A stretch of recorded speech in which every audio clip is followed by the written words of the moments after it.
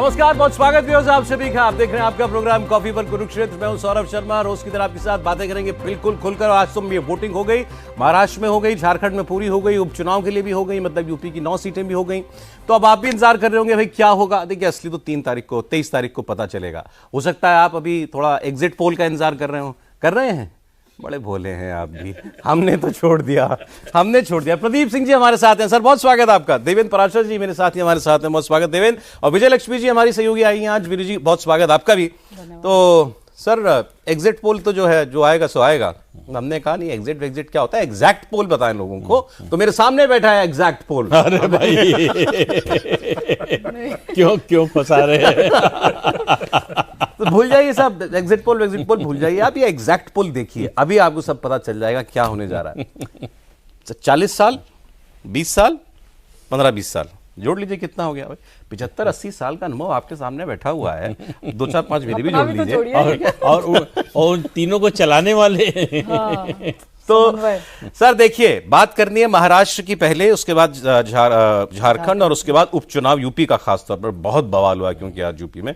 तो ये बताना है आपको अपना अंदाजा अभी क्या कह रहा है। मोटा मोटा मैं आपको एक वोटिंग परसेंटेज बता देता हूं, उससे एक थोड़ा सा ट्रेंड पता चलता है। अभी पूरे अंदाज डेटा तो अभी आएगा, शाम 5 बजे तक का डेटा हमारे पास आ चुका है। क्योंकि जब वोटिंग पूरी हो जाती है उसमें थोड़ा टाइम लगता है एग्जैक्ट डेटा आने में। 2019 महाराष्ट्र का 61.44% था, 5 बजे तक आज 58.22% हो चुका है। मतलब बिल्कुल सेफ है कहना कि पिछली बार से वोटिंग ऊपर जा रही है महाराष्ट्र में। झारखंड में तो कमाल ही है, पिछली बार था 65.38 और 5 बजे तक हो चुका है 67.59। ऑलरेडी 5 बजे ज्यादा वोटिंग हो चुकी है 2019 से। तो ये तो कोई 70 के ऊपर भी जा सकता है। तो दोनों जगह वोटिंग जबरदस्त हुई है सर। महाराष्ट्र में भी वोटिंग पिछली बार से बढ़ रही है। तो पहले तो इसी का आप बता दें, कोई ट्रेंड पता चलता है? नहीं, देखिए पिछले 15-20 साल से जिस तरह से नतीजे आ रहे हैं, वोटिंग परसेंटेज कोई इशारा नहीं करता। चलो ठीक है, वो प्रो इनकम्बेंसी भी हो सकता है, एंटी इनकम्बेंसी भी हो सकता है। तो वोट परसेंटेज बढ़ गया। पहले जो हम लोग बड़ा सरल सा जो है निकालते थे, वोट परसेंटेज बढ़ गया, इसका मतलब जो है सरकार बदलने के लिए वोट है। कम हो गया, ये मतलब सरकार बनी रहेगी उसके लिए वोट है। अब ये पता नहीं चलता। ये जो प्रो इनकम्बेंसी का नया ट्रेंड चला है, उसने इस धारणा को ध्वस्त कर दिया। तो उससे तो कोई अंदाज़ा नहीं लगा सकते। लेकिन जिस बात से अंदाज़ा लगा, तुलना हम कर सकते हैं लोकसभा चुनाव भी। हालांकि विधानसभा लोकसभा चुनाव अलग अलग होते हैं, मुद्दे अलग होते हैं। यहाँ स्थानीय मुद्दे ज़्यादा काम करते हैं, इश्यूज़ अलग हो जाते हैं। और वहाँ देश की सरकार बननी होती है, यहाँ एक राज्य की सरकार बननी होती है। राज्य से दूसरे राज्य में मुद्दे अलग हो जाते हैं, वोटिंग पैटर्न अलग हो जाता है। लेकिन आप स्ट्रेटजी के तौर पर दोनों पक्षों को देखिए। एक तरफ एनडीए है, दूसरी तरफ इंडिया अलायंस है, इंडिया जो है ब्लॉक है वो है। लोकसभा चुनाव से अगर आप तुलना कीजिए तो उनका कैंपेन बहुत फोकस्ड था। आरक्षण, संविधान, ये दो चीजों पर पूरी ताकत उन्होंने लगाई और इस बात को नीचे तक ले गए। बीजेपी इसका चुनाव खत्म होते होते कोशिश की जवाब देने की, पूरा जवाब दे नहीं पाई और नतीजा आपके सामने है। इन चुनाव में, इन दोनों राज्यों में आप देखेंगे कि बीजेपी का कैंपेन, एनडीए का कैंपेन बड़ा फोकस्ड है। बटेंगे तो कटेंगे, एक रहेंगे तो सेफ रहेंगे। इस नारे की वजह से वोट कितना बीजेपी को मिलेगा मुझे मालूम नहीं, लेकिन ये नारा नीचे तक चला गया। इसकी बहुत बड़े पैमाने पर एक्सेप्टेंस दिखाई दे रही है। अब वो वोट जो हमारा जो वोट करने का तरीका है या सोच है, उसको कितना प्रभावित करता है ये देखना है। ये चुनाव केवल इस बात के लिए नहीं है कि किस गठबंधन की या किस पार्टी की सरकार बनेगी। इस बात के लिए भी है कि नैरेटिव के स्तर पर क्या आप चुनाव बदल सकते हैं, जीत सकते हैं।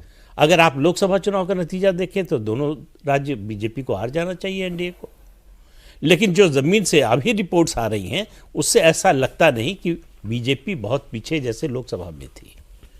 तो उसने पहले जो शुरुआती खबरें आई कि कैचअप किया है। अब दोनों तरह के हैं, जिस तरह से आप देखना चाहें। कुछ लोग कह रहे हैं एनडीए आगे निकल गया, कुछ लोग कह रहे हैं कि नहीं, बड़े कांटे की टक्कर है, मुकाबला बहुत नज़दीकी होगा। मुझे लगता है कि मुकाबला नज़दीकी तो नहीं होगा, वन साइडेड होगा। जिस भी गठबंधन के पक्ष में जाएगा नतीजा, या महाराष्ट्र और झारखंड दोनों के लिए कह रहे हैं। और गठबंधन को, चूंकि दोनों गठबंधन लड़ रहे हैं दोनों जगह, तो बहुमत किसी एक गठबंधन को निश्चित रूप से मिलेगा। हंग असेंबली नहीं होने वाली है कि किसी गठबंधन को बहुमत नहीं मिला और उसके बाद तोड़फोड़ हो रही है या नए गठजोड़ बन रहे हैं, नए समीकरण बन रहे हैं। इस तरह का मुझे नहीं लगता कि दिखाई देगा। कुछ अनुमान मेरे पास है, अभी मैं आपके साथ शेयर करता हूं, लेकिन पहले एक बार देवेंद्र भी बता देंगे क्या चल रहा है अंदर पार्टियों के इस वक्त।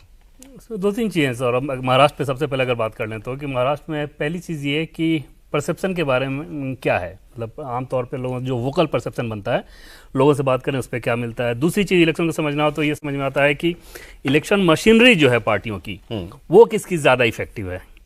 तीसरा चीज़ होता है कि एक्चुअली वोटर्स ने वोट किया किसको, तो उसको तीसरी चीज़ तो नहीं पता चलती है। पहले दो की बात करें महाराष्ट्र में, तो महाराष्ट्र में जो वोकल लोग हैं वो आपको ज़्यादा कहते हुए मिलेंगे महाविकास आघाड़ी को। अच्छा, इलेक्शन मैनेजमेंट जो है वो आपको कहते हुए मिलेंगे, वो कहते हुए नहीं मिलेंगे, वो है महायुति का।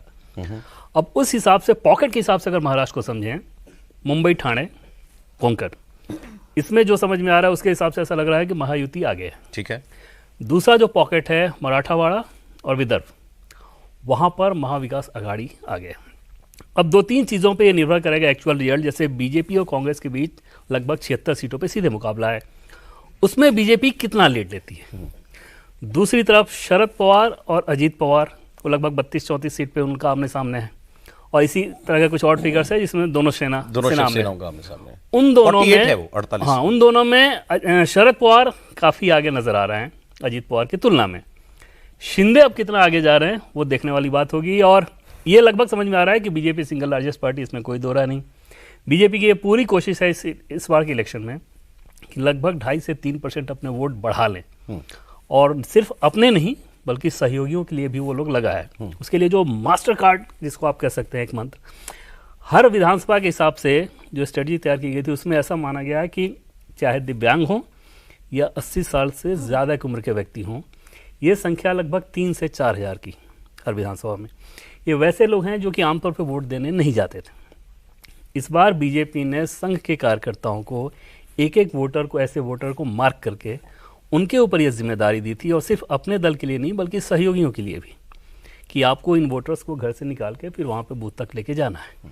ऐसा आमतौर पे माना जाता है कि जिस वोटर को भी आप घर तक गए, घर से लेके जा रहे हैं, तो रास्ते में आप इतना ब्रेन वॉश कर ही चुके रहेंगे कि वोट आपको दे दे।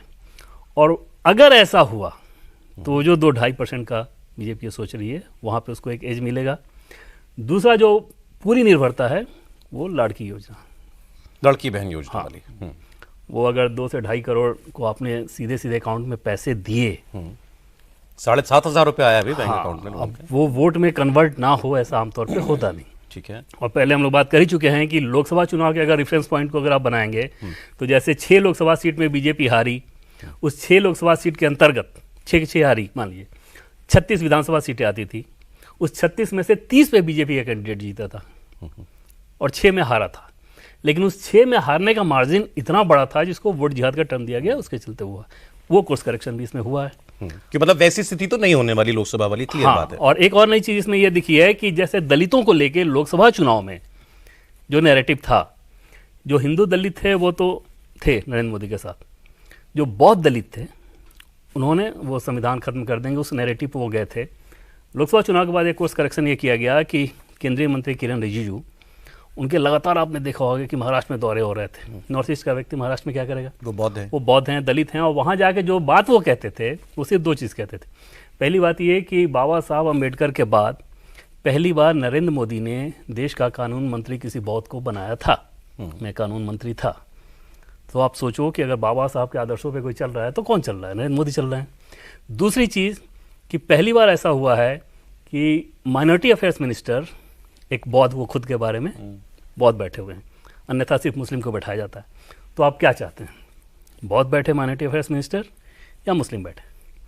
इन 2 तर्कों के सहारे बहुत रीच आउट किया गया है बौद्ध दलित के बीच, और शायद उसका असर भी देखने को मिला है कि पिछली बार मराठा और दलित दोनों एक साथ वोट कर रहे थे, इस बार ऐसा नहीं है। अब ये तो नारा ही बदल, मतलब नैरेटिव बदल दिया ना लोकसभा से बिल्कुल। अब तो बीजेपी कह रही है कि राहुल गांधी ने कहा है कि आरक्षण खत्म कर देंगे, तो ये उन पर इल्जाम लगा रहे हैं। और लेकिन आपका मतलब, मैं बीजेपी का अंदर खाने का असेसमेंट जानना चाह रहा हूं, क्या है, लग रहा है चुनाव निकाल लेंगे, मान रहे हैं वो एकदम से कॉन्फिडेंस में नजर आ रहे हैं और अपने फिगर्स को लेकर वो मान के चल रहे हैं कि अराउंड 100 होगा, 100 से आगे बढ़ेगा। बहुत आदर्श स्थिति होगी, जैसे लाड़की योजना वगैरह वो सब बहुत काम कर गई, तो 5% अगर वोट में इजाफा हो गया तो 110-12 भी जा सकते हैं।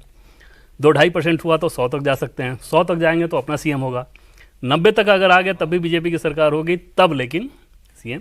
लेकिन 90 प्लस मान रही बीजेपी अपना 100 के आसपास मान रहे हैं। 100 के आसपास हाँ, बहुत वो जो डाटा है ना कि बहुत स्क्रूटनी करने के बाद भी वो मान रहे हैं कि 100 के आसपास। 100 अपने तो 30 भी मान लीजिए, 25 भी मान लीजिए, हम मान के चल रहे हैं कि हमारी सरकार, अजीत पवार उनकी सबसे कमजोर कड़ी है। अजीत पवार को लेकर थोड़ा सा सशंकित है भाई। 145 विधायक चाहिए सरकार बनाने के लिए आपको, और अगर बीजेपी जो देवेंद्र बता रहे हैं उसको कॉन्फिडेंट है कि हम 100 के आसपास रहेंगे, तो फिर तो कोई इसमें शक रह नहीं जाता कि अगर उनके अपने आंकलन के मुताबिक कि वो सरकार बनाने जा रहे हैं। कांग्रेस का या महाविकास आघाड़ी का विजय बता देंगे एक बार। देखिए, कांग्रेस 102 पे लड़ी है, अब 60 से 65 सीटें वो मानते हैं कि 50% का उनका स्ट्राइक रेट रहेगा अपना खुद का। लेकिन कांग्रेस को लगता है कि संविधान वाला इशू अभी भी चल रहा है, उद्धव ठाकरे के साथ सिंपैथी वाला फैक्टर है, और महाविकास आघाड़ी को एज है। उनको लगता है कैंपेनिंग में कटोगे बटोगे से अगर उधर पोलराइजेशन हुआ है तो इधर भी पोलराइजेशन होता है। तो ये तमाम चीज़ें हैं। हालांकि कांग्रेस बहुत कॉन्फिडेंट दिखती है उधर, लेकिन जिस तरह से अगर चीज़ें आप देखें, लोकसभा से कंपैरिजन करें और तमाम चीज़ें देखें, तो मुझे लगता नहीं कि बहुत ज़्यादा चीज़ें कन्वर्ट वहाँ पर होती हुई दिख रही हैं। अंदर से कॉन्फिडेंस उतना नहीं दिखता है जितना ऊपर से दिखाने की कोशिश की जाती है। ऑलराइट, तो ये एक दोनों पार्टियों के अंदर का एक आपको असेसमेंट मिला। मैं आप कहेंगे, मैंने कहा कि पोल पर तो अब हरियाणा के बाद से सबका विश्वास उठ चुका है, क्योंकि भाई डायरेक्शन भी गलत हो गई थी। लोकसभा में भी पोल गलत हुए, 400 कह रहा था, कोई 350 कह रहा था, नहीं आया बीजेपी का। लेकिन इतना तो था कि एक डायरेक्शन सब पोल बता रहे थे कि भाई बीजेपी सरकार बनाने जा रही है। हरियाणा में तो वो भी नहीं था। फिर भी अनुमान तो सब लगा रहे हैं, जैसे आपने अपना अनुमान बताया। 2 सट्टा बाजार की फिगर मैं आपको दे रहा हूं। अब ये भी गलत हुए होंगे कभी। मुंबई सट्टा बाजार कह रहा है सर महायुति 164 और बीजेपी इसमें 92 है उनके हिसाब से। और फलौदी का सट्टा बाजार जोधपुर का जो चलता है, राजस्थान का, बड़ा मशहूर है, ये महायुति को कह रहा है 144 से 152, मतलब दोनों 145 प्लस के फिगर पर हैं। और अभी 5 बजे के हमारे प्रोग्राम में एक आए हुए थे, एक एनालिस्ट आए हुए थे, उनका भी ये मानना था, अविनाश धर्म अधिकारी जी का, कि 155 से 160 महायुति जो है वो जा सकती है। मतलब ऐसा कहने वाले कई सोर्सेज मिल रहे हैं। सट्टा बाजार तो हरियाणा में ये भी गलत हुआ था। ठीक है, चलिए मान लेते हैं। दोनों सट्टा बाजार गलत हुए थे। लेकिन हरियाणा में क्या हो रहा है जमीन पर, बहुत कम लोगों को अंदाजा लग रहा है जिस तरह से संघ जुटा हुआ है। महाराष्ट्र में सॉरी, वो एक संगठन, पंथ है, संगठन नहीं पंथ है, वारकरी, जो भगवान विट्ठल को मानते हैं। ये बना था 13वीं शताब्दी में। उस समय जो है, जब शिवाजी के आने से पहले हिंदुओं को संगठित करने के लिए ये बना था। भगवान विट्ठल मानते हैं, पंढरपुर में समझ। तो वारकरी मतलब वारी और कारी, 2 शब्द हैं मराठी के, उनसे बना है। वारी मतलब तीर्थ यात्रा या परिक्रमा करने वाला, कारी मतलब जो उसको पूर्ण करता है। तो उससे बना है, और उनका अपना संगठन बहुत विस्तृत है। उनकी छोटी छोटी सभाएं संघ आयोजित करा रहा है। ये महाराष्ट्र में पहली बार बीजेपी या संघ की ओर से इस तरह की कोशिश हो रही है। तो ये मैं चुनाव, अब जो पहले बात कह रहा था कि केवल सरकार बनने या न बनने या कितने विधायक आए ना आए उसका नहीं है। बीजेपी और संघ परिवार के लिए यह है कि हिंदुत्व का जो मुद्दा है वो हम कितना नीचे तक ले जा सकते हैं और उसको वोट में कन्वर्ट कर सकते हैं कि नहीं। लोग मानते हैं एक होना चाहिए, बड़ी अच्छी बात है, एकता अच्छी है, हिंदुओं को एक साथ रहना चाहिए, वो सब ठीक है, लेकिन उसके आधार पर वोट भी देने को तैयार हैं क्या? इसकी परीक्षा इस चुनाव में होगी। इससे आगे तो नैरेटिव आप बिल्ड कर नहीं सकते थे, इससे आगे जा नहीं सकते थे। हाँ। मतलब कम से कम डेमोक्रेसी में तो बिल्कुल नहीं जा सकते, वैसे जाना भी नहीं चाहिए, जरूरत भी नहीं है। अगर इससे ज्यादा जाने की आपको जरूरत पड़ रही है तो इसका मतलब आपका पक्ष कमजोर है।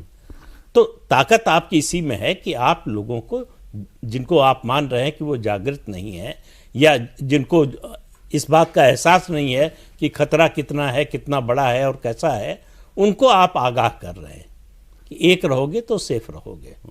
तो ये इसका टेस्ट है, आपने इसका टेस्ट है। ठीक है। दूसरा आपने बताया, देवेंद्र ने बताया, छोटे छोटे समूहों को भी अलग से टारगेट किया है संघ ने। दूसरी चीज जो भाजपा संघ में अंतर है, भाजपा रैलियां बड़ी कर सकती है, कार्यकर्ता सम्मेलन कर सकती है, मुद्दे प्रचार ये सब करती है।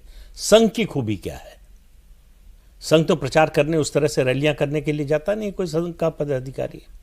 उनकी सबसे बड़ी ताकत जो भाजपा के काम आती है वो है वोटर को घर से निकालकर बूथ तक लाना, जो लोकसभा चुनाव में नहीं हुआ, जो उन्होंने नहीं किया था। बहुत से कारण थे उसके, कम्युनिकेशन गैप और whatever. उपेक्षित महसूस करना, बहुत से कारण। संघ एक्टिव नहीं था लोकसभा नहीं था। इस बार है महाराष्ट्र से, नागपुर से संघ की शुरुआत हुई है और अगले साल संघ के 100 वर्ष पूरे होने जा रहे हैं। ऐसे में महाराष्ट्र में भाजपा की सरकार ना हो, यह संघ के लिए बहुत बड़ी चुनौती है।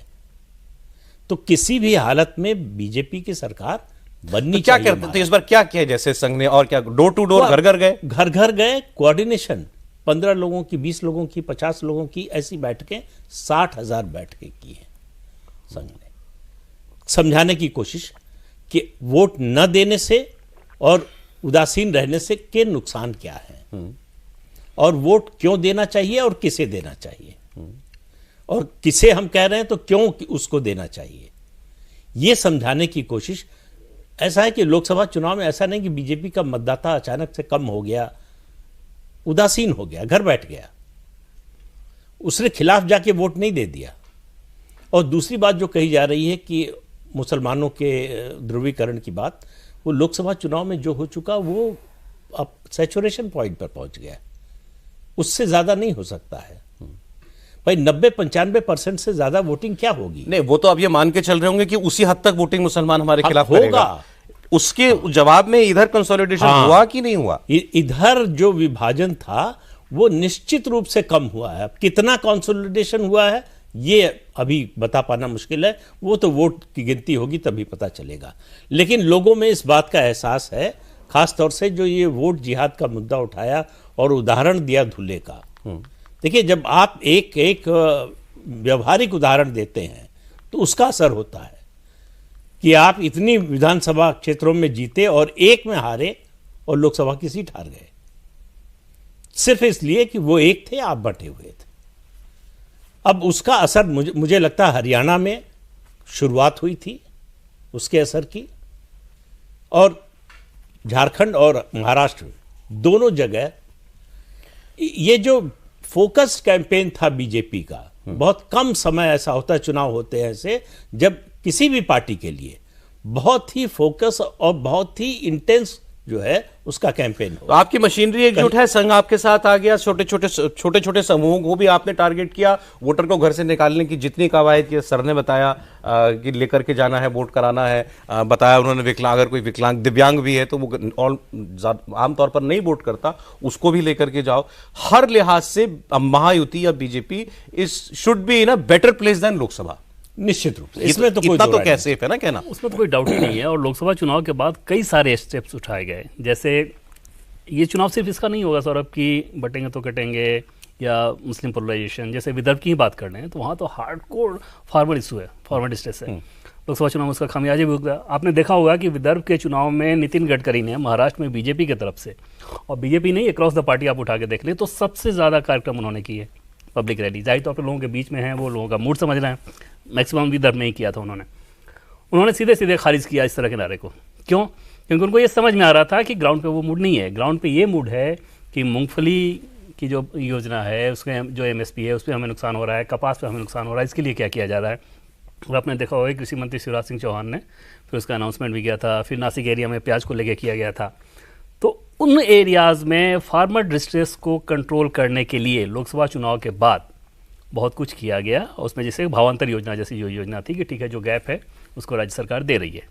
हालांकि कांग्रेस की तरफ से अपने मैनिफेस्टो में कपास को लेके ही या सोयाबीन को लेके बहुत ज्यादा अनाउंसमेंट कर दिया गया। 4000 एमएसपी दे रहे हैं, उन्होंने कहा 5000 दे, जो कि मार्केट में है ही नहीं, मतलब संभव ही नहीं है वो, लेकिन अनाउंसमेंट वो कर दिया गया है। इधर क्योंकि आपने कुछ फायदा पहुंचाया, कोर्स करेक्शन किया, तो उम्मीद की जा रही है, बीजेपी को उम्मीद है कि जो नुकसान है वो लोकसभा चुनाव की तुलना में कम होगा। ठीक है, मैं जरा जल्दी से, प्याज का एक बड़ा मुद्दा था उस समय, एक्सपोर्ट बैन था, बिल्कुल उसको हटा लिया, एक्सपोर्ट खोल दिया गया है। एक्सपोर्ट खोल दिया गया है। तो प्याज के किसानों में उस तरह का डिस्ट्रेस नहीं है जैसा लोकसभा चुनाव के साथ। अच्छा, आपने जब बात आप कर रहे थे कि एससी को टारगेट करने के लिए क्या किया है, किस तरीके से मनाने की कोशिश की जा रही है, ये मराठा वर्सेस ओबीसी, क्या इसमें ये सच है कि ये एक रहोगे तो सेफ रहोगे, ये थोड़ा टारगेटेडली ओबीसी के लिए है? निश्चित तौर पे वो मुस्लिम से ज्यादा वो उस संदर्भ में ये था कि उधर अगर मराठा वोट कर रहा है और इतना एग्रेसिवली कर रहा है तो ओबीसी एकजुट हो जाओ और उसको रोकने के लिए आप वोटिंग करो।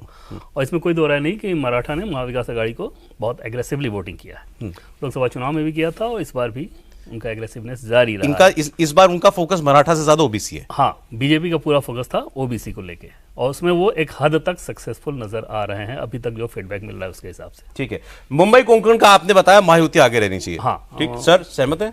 हाँ बिल्कुल। देखिए, ओबीसी जो है वो हमेशा से बीजेपी का कोर वोटर रहा है महाराष्ट्र में। मराठा वोट बीजेपी को नहीं मिलता रहा, मराठा लीडर भी नहीं है बीजेपी के पास। अभी एकनाथ शिंदे और अजीत पवार के आ जाने के बाद अशोक चौहान जो है दगे हुए कारतूस साबित हुए, वो अपनी सीट नहीं जिता पाए। अब उनकी बेटी लड़ रही है विधानसभा में, वो भी जीतेगी कि नहीं पता नहीं। और बीच चुनाव में अगर आप पार्टी का जो मुख्य कैंपेन का स्लोगन है उससे अपने को डिस्टेंस करते हैं, उसके खिलाफ बोलते हैं, आप भले ही उससे सहमत ना हो, बोलने की क्या जरूरत है? या तो आप पार्टी छोड़ दीजिए, कहिए कि भाई ये पार्टी जिस तरह की बात कर रही है हम उस तरह की राजनीति नहीं करते हैं, उस पर विश्वास नहीं करते हैं। लेकिन आप बोल रहे हैं तो ये आप एक तरह से पार्टी को नुकसान पहुंचाने की कोशिश। जिस नारे को प्रधानमंत्री बोल रहे हैं, सरसंघ चालक जो है मोहन भागवत बोल रहे हैं, पार्टी बोल रही है, पार्टी उस पर अपना कैंपेन का गीत बनवा रही है, उसको आप डिसोन कर रहे हैं। तो मतलब आप कहना क्या चाहते हैं? ठीक सर, फाइनली एक बार महाराष्ट्र की एक फाइनल रीडिंग लेते हुए, मुंबई कोंकण वैसे भी शिवसेना बीजेपी को के लिए हमेशा से मुफीद माना जाता रहा, इस बार मान रहे हैं, इस बार भी वही होने जा रहा है। विदर्भ का आपने बताया बीजेपी ने बहुत मैनेज करने की कोशिश की है, बहुत जोरदार डेंट बीजेपी को वहां लगा था। इस बार बीजेपी और बीजेपी कांग्रेस की ही टक्कर है वहां पर, बीजेपी वहां मैनेज करने की परिस्थिति में है। नॉर्थ महाराष्ट्र बीजेपी लोकसभा में भी बेटर किया था, तो नॉर्थ महाराष्ट्र में उनको चिंता होगी नहीं। बचता है मराठवाड़ा और पश्चिम महाराष्ट्र, बड़ा चंक है हालांकि यहां यहीं पर वो असली मराठा वर्सेस ओबीसी कॉन्टेस्ट होना है। हाँ, लेकिन विदर्भ भी वैसी ही समस्या है कि आप जो गैप था उसको आप भरपाई करने की कोशिश कर रहे हो, लेकिन समस्या है, फार्मर डिस्ट्रेस इशू है। ठीक है। तो मराठावाड़ा और विदर्भ ये दोनों समस्या उधर है। अच्छा, सीट के हिसाब से अगर देखें तो इनके 3 आप मिला दें तो 144 इधर आ जाते हैं, वो मिला दें तो 144 उस पॉकेट में। अब इसमें फर्क ये पड़ता है कि जहां आप कमजोर हो वहां आप कितना अच्छा कर लेते हो। ठीक, बीजेपी आपने बोला मान के चल रही है कि हम 100 प्लस हैं तो हमको 145 मिल जाना चाहिए। सर, आपका फाइनल रीडिंग महाराष्ट्र? निश्चित रूप से मुझे लगता है महायुति की सरकार बन रही है। निश्चित, underline and italics and bold. बिल्कुल बिल्कुल। जो वहां से फीडबैक आ रहा है, जो बदलाव हुआ है लोकसभा चुनाव से विधानसभा चुनाव के बीच में, और सबसे बड़ी बात मैं एक ही बात कह रहा हूं कि जिस तरह का फोकस्ड कैंपेन रहा महायुति का, ठीक है, वो लोकसभा में नहीं दिखाई दिया, बिखरा हुआ दिखाई दिया, जो इस बार उल्टा है। इसमें देखें सिर्फ एक चीज की, अगर ये चुनाव बीजेपी हारती है तो आप समझ लीजिए कि हार गई, कोई एक्सक्यूज नहीं बचेगा। जो कुछ भी किया जा सकता था, किया जाना चाहिए, वो सब किया गया है। जैसे मान लीजिए लोकसभा चुनाव में आपने कहा कि आपके कार्यकर्ता निराश, ये संघ नहीं था, वो सब कुछ इस बार ऑन टो है। ठीक है। सर की बात मुझे बड़ी महत्वपूर्ण लगी, आप अपनी बात से कन्विंस कर पा रहे हैं, किसी को नहीं कर पा रहे हैं, इतने फोकस्ड कैंपेन नारों सबके साथ, तो उसका भी एक इम्तिहान है। आइए बढ़ते हैं, अब इसका आप टेक अवे आप ले लीजिए महाराष्ट्र का। उन्होंने निश्चित शब्द इस्तेमाल कर दिया प्रदीप जी ने, तो मेरे लिए तो डर है। हम 23 को नहीं आएंगे फिर इसका। झारखंड की बात कर रहे थे विजयलक्ष्मी, झारखंड बताएंगे। कांग्रेस पार्टी झारखंड को लेकर वैसे तो एंटी इंकम्बेंसी पे चल रही है सरकार, लेकिन क्या मानना है? देखिए, कांग्रेस पूरी वहां पर श्योर है, लेकिन ग्राउंड रियलिटी क्योंकि मैंने देखी तो मुझे लगता है वहां पर एनडीए को एज है। कोल्हान रीजन जो है, जो सबसे महत्वपूर्ण रीजन है, जो स्वीप किया था पिछली बार जेएमएम ने, बीजेपी 0 थी। चंपाई सोरेन वहां पर गए हैं, तो कम से कम 4 से 5 सीटें, जिसमें जमशेदपुर ईस्ट की सीट है जहां से रघुवर दास की बहु चुनाव लड़ रही हैं। इसके अलावा कुछ लोग कह रहे हैं जमशेदपुर वेस्ट भी फाइट में है। चंपाई सोरेन की अपनी सीट सरायकेला, वो भी माना जा रहा है कि एनडीए के खाते में जा सकती है। पोटका एक सीट है, मीरा मुंडा हैं और गीता कोड़ा हैं, ये दोनों जो हैं ये भी इसी उसमें है। तो कम से कम 4 से 5 सीटें कोल्हान रीजन में एनडीए को बढ़ रही हैं। और इंडिया अलायंस को कम हो रही हैं। अब इंडिया अलायंस का सबसे बड़ा जो आप कहें गेम चेंजर जिसको वो मान के चल रहे हैं, अब जैसे यहाँ पे लड़की बहन योजना थी, यहाँ पर मैया सम्मान योजना है। संथाल रीजन जो कि पूरा एसटी सीट्स हैं, वहां पर 18 सीटें संथाल रीजन में आती हैं, वहां पर जेएमएम को लगता है कि वो अच्छा करेगी। तो पोलराइजेशन हुआ है मुस्लिम और स्केड्यूल ट्राइब का, जैसे पाकुड़ और साहिबगंज जो सीटें हैं जहां से इरफान अंसारी और आलमगीर आलम जो कांग्रेस के बड़े नेता हैं और जिन पर आरोप लगता है कि घुसपैठियों को इन्होंने यहां पर जो है शरण दी है, तो बीजेपी वो कहीं ना कहीं एक पेनिट्रेट जरूर हुआ है वो घुसपैठियों का इशू, उससे पोलराइजेशन एसटी और मुस्लिम्स का जरूर हुआ है, लेकिन काउंटर पोलराइजेशन भी हुआ है। और एक चीज जो मैंने देखी कि जो मुस्लिम जो ये संथाल एरिया है, यहाँ पे नो डाउट मैया सम्मान योजना का बहुत ही बढ़िया रिस्पांस मुझे देखने को मिला, तमाम महिलाओं ने बोला। लेकिन जो बीजेपी का कोर वोटर है उसकी महिलाएं मुझे वहां बहुत ज्यादा उसकी तरफ होते हुए अपनी वोट चॉइस चेंज करती इसका फायदा मिलते हुए भी वो दूसरी तरफ जाने के लिए तैयार नहीं दिख रही बहुत ज्यादा नहीं दिखी, कुछ हद तक हुआ होगा। लेकिन अर्बन सीटों में, क्योंकि अर्बन एरियाज में बीजेपी का अच्छा वहां पर रीच है, लेकिन अर्बन एरियाज में वोटिंग बहुत कम हुई है। अब जैसे बन्ना गुप्ता की सीट है, वहां पर एक अर्बन सीट है, जमशेदपुर वेस्ट, हेल्थ मिनिस्टर थे जेएमएम सोरेन की सरकार में, वहां पर बताया जा रहा है कि क्योंकि बनिए हैं वो खुद, तो उनका वोट उनको मिल गया है, लेकिन अर्बन वोट कम हुआ है तो उससे दूसरी तरफ को नुकसान हो रहा है। तो ये सब चीजें हैं, लेकिन फिर भी मुझे लगता है कोल्हान में बीजेपी को एज है। और इसके अलावा कांग्रेस बहुत खराब कर रही है, और कांग्रेस जेएमएम अगर सरकार नहीं बना पाती है तो उसकी बड़ी वजह होगी कांग्रेस एक्टिव ही नहीं चुनाव में। कांग्रेस पार्टी ने चुनाव प्रचार नहीं किया, राहुल गांधी सिर्फ 3 बार गए, कांग्रेस का कोई सीएम जो है वो स्टार प्रचारकों की लिस्ट में नहीं था। क्या मन नहीं लग रहा झारखंड अच्छा नहीं लग रहा? तो कांग्रेस ने बिल्कुल फोकस नहीं किया झारखंड पे, सारा जो फोकस था वो महाराष्ट्र पे कांग्रेस ने लगाया। राहुल गांधी या उनको लग रहा है विजय, देखिए आपको सुनने वाले को शायद ये, और ये विजय नहीं कह रही है, ये तो आपने भी तमाम लोगों को और अखबारों में छपाया, क्योंकि कांग्रेस शायद खड़ी नहीं हो रही जेएमएम को लगता है, हमने ये सुना कि जेएमएम को लगता है, इससे तो ये सेंस मिलती ना कि आपने गिव अप कर दिया है। नहीं, आपने कहा कि जेएमएम मुख्यमुंत्री बनेगी तो जेएमएम मेहनत करे, और वो भी यही है कि हेमंत और भाई गजब बात है भाई, कांग्रेस को करने की सवारी पसंद भी आ गई है। जैसे जेएमएम 30 सीट पाई थी, कांग्रेस को 16 सीट मिली थी, और कांग्रेस चाहती मुख्यमंत्री हम बनाएंगे। नहीं तो नहीं, मुख्यमंत्री आप बनेंगे तो तय है, नहीं मुख्यमंत्री हेमंत सोरेन बनेंगे उसमें तो कोई दो राय नहीं है। तो मेहनत हेमंत सोरेन ही करे। कांग्रेस का उतना जो होता है ना कि एग्रेसिवली आप लड़ते हुए दिखे, कहीं पर किसी रीजन में वो दिखा नहीं। जेएमएम कल्पना और हेमंत सोरेन ज्यादा आपको कांग्रेस के कैंडिडेट्स के लिए मेहनत करते हुए नजर आएंगे, या जो पीछे का रिसोर्सेज होता है वो सब चीजें भी जेएमएम की तरफ से ही ग्राउंड। क्या मतलब निकालें सर इस बात से? नहीं, बड़ा सीधा सा है, कांग्रेस कभी अलायंस पॉलिटिक्स में कांग्रेस का विश्वास नहीं रहा। 2004 से पहले तो घोषित रूप से उनका ये सैद्धांतिक स्टैंड था कि कोalition की पॉलिटिक्स नहीं करेंगे। 2004 में ऐसी परिस्थितियां बन गई कि उससे सरकार बन रही थी, तब से कांग्रेस जो है कोalition की पॉलिटिक्स करने लगी। आप उत्तर प्रदेश में बाई इलेक्शन में देख लीजिए, कांग्रेस का कोई नेता अलायंस हारता हो तो हारे, अलायंस हारता है तो हारे, तो अलायंस से कोई मतलब नहीं है कांग्रेस को। दूसरा, झारखंड में बीजेपी की जो पिछली बार हार हुई, वैसे तो हार जीत में बहुत से फैक्टर होते हैं, 2 बड़े फैक्टर थे, रघुवर दास के खिलाफ एंटी इनकम्बेंसी और आजसू के साथ गठबंधन न होना। इस बार वो दोनों फैक्टर नहीं है, और एंटी इनकम्बेंसी पक्ष में है भाजपा के, तो ये तीसरा एक नया जो है आयाम जुड़ गया है। तो इसलिए बीजेपी की स्थिति पिछले चुनाव की तुलना में बहुत अच्छी है। और एक चीज मैं ऐड करना चाहूंगी सौरभ, कि जेएमएम बेहतर करेगी। जेएमएम का जो पिछला परफॉर्मेंस है, जेएमएम के नेता मेहनत कर रहे हैं, उनकी मैया सम्मान योजना और उनका वोट बैंक इंटैक्ट है, वो हारेंगे, सरकार नहीं बना पाएंगे, तो इसलिए क्योंकि कांग्रेस सिंगल डिजिट में। अब आप नतीजा बता दीजिए ना झारखंड का। मुझे लगता है कि 40 से 42 के बीच में कुछ बीजेपी रहनी चाहिए, और 35 से 38 के बीच में कुछ क्लोज होगा, लेकिन बीजेपी बहुत क्लोज होगा, ऐसा मेरा मानना है। नहीं, मुझे क्लोज नहीं लगता। क्लोज बीजेपी को और आजसू को मिला के जो है स्पष्ट बहुमत मिलेगा, आराम से 41 पार जितने चाहिए। हाँ, मतलब 50 के आसपास होंगे दोनों मिला के।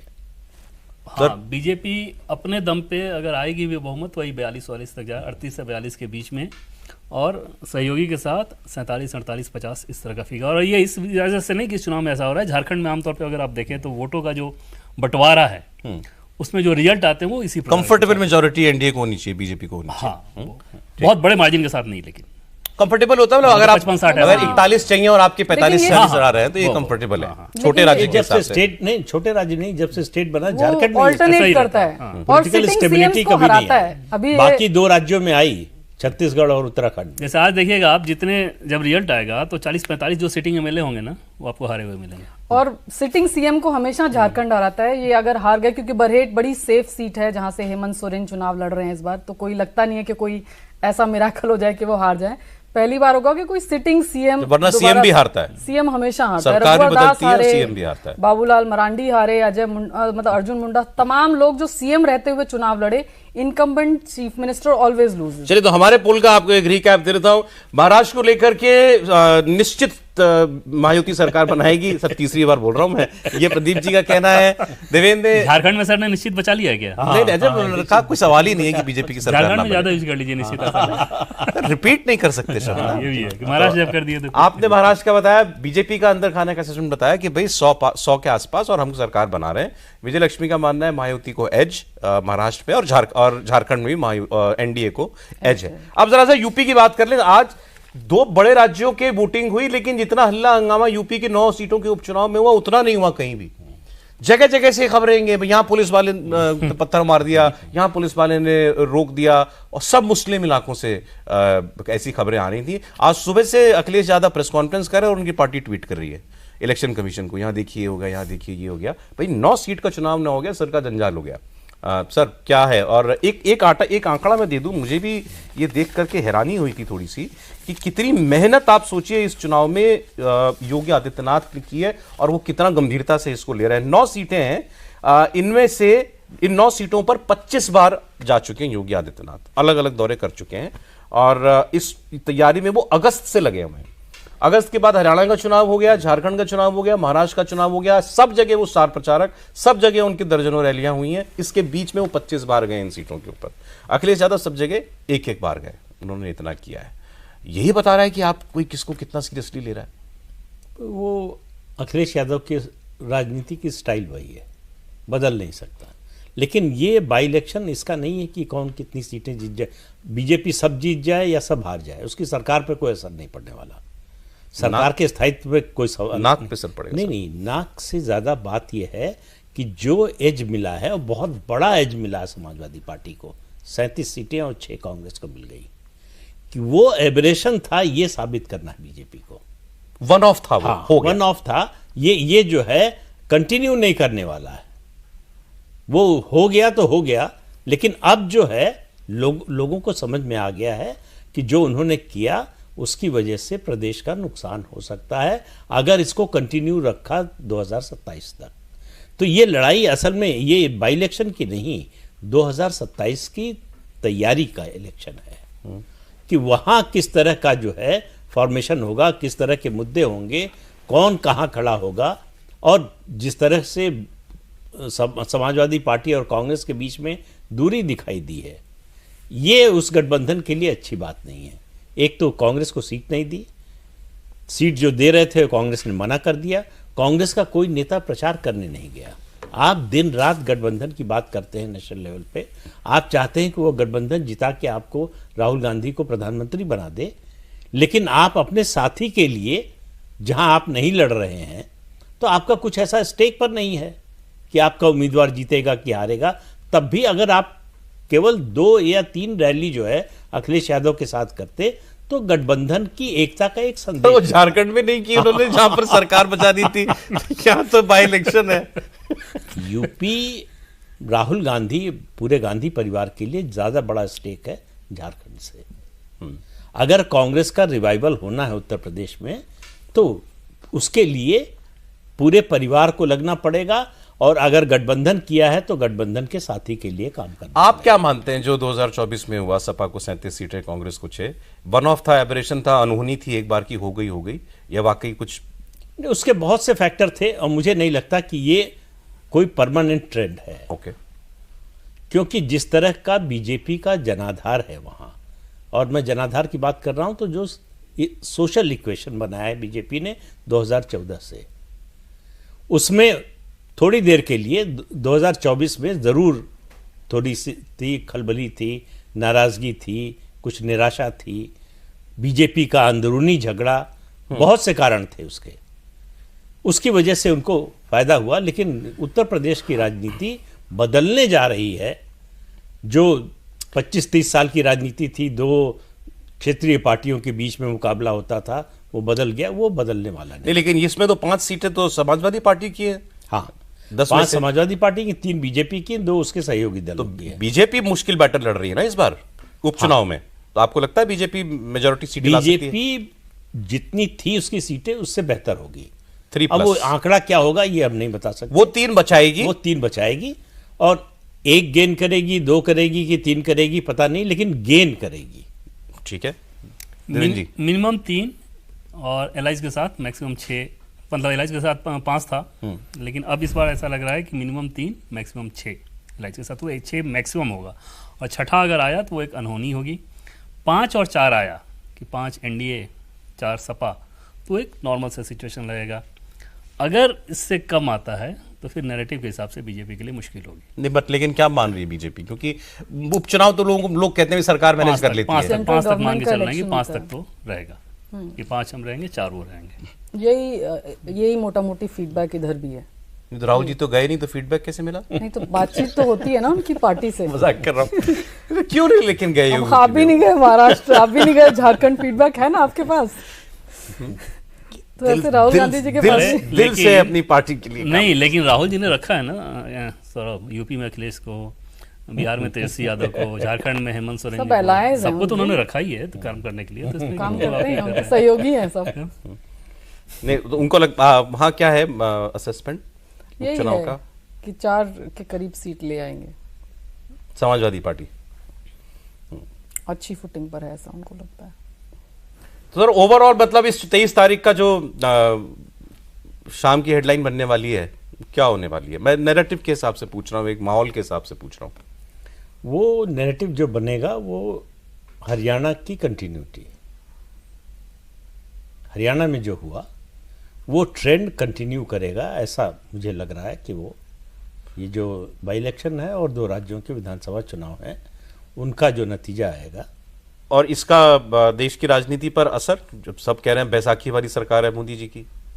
अब वो तो जिस दिन बनी उससे पहले से कह रहे हैं बैसाखी वाली सरकार है, नहीं चलेगी, 5 साल नहीं चलेगी, और उनके एलाइज तो हमारे साथ आने को तैयार हैं। उन्होंने जो है प्रस्ताव भी दे दिया चंद्रबाबू नायडू, नीतीश कुमार दोनों को कि आ जाइए तो प्रधानमंत्री बना दें, सब करके देख लिया।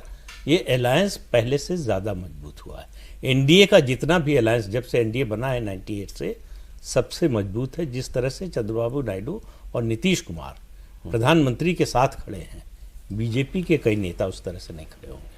अच्छा, और ये खड़े रहेंगे? और ये खड़े, ऐसा है कि दोनों अपने राजनीतिक करियर के जिस मोड़ पर है वहां उनको लिगेसी बनानी है, अपनी लिगेसी छोड़कर जाना है। उसके लिए वो काम कर रहे हैं। उसके लिए उनको केंद्र सरकार की मदद की बहुत ज़रूरत है, साथ की बहुत ज़रूरत है। और मोदी से ज़्यादा रिलायबल जो है सेंट्रल गवर्नमेंट में, मतलब कोई प्राइम मिनिस्टर जो है, उनको मिल नहीं सकता है। उनको मालूम है कि मोदी के होने का क्या मतलब है और मोदी के आश्वासन का क्या मतलब है और मोदी कितना आउट ऑफ द वे जाकर मदद कर सकते हैं। ठीक, तो इसलिए उनको फायदा ही फायदा दिख रहा है इस अलायंस में। प्रदीप जी ने जैसे कहा 23 तारीख को ऐसा उनको लगता है कि हरियाणा के ट्रेंड की कंटिन्यूटी देखने को आपको मिल सकती है। सर को डिस्क्लेमर लगाना तो भी लगा दे बस। देखिए एग्जिट पोल होता ना तो मैं खुद ही कहता अनुमान है, कुछ भी हो सकता है। यहाँ मुझे भी थोड़ा भरोसा हो जाता है। ठीक है, तो बाकी फिर 23 तारीख को मिलते हैं। जनता तय करेगी। जनता तय कर देगी।